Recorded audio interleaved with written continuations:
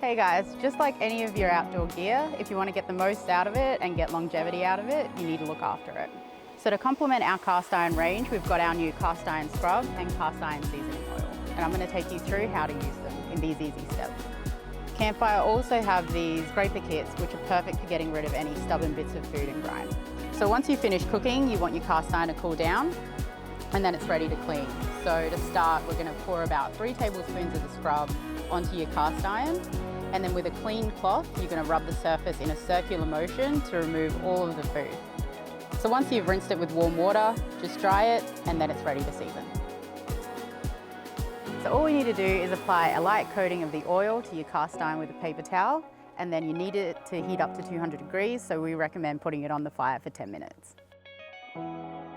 So once your cast iron's cooled down from the fire, it's ready to go into storage, and then it's all set to go for your next trip.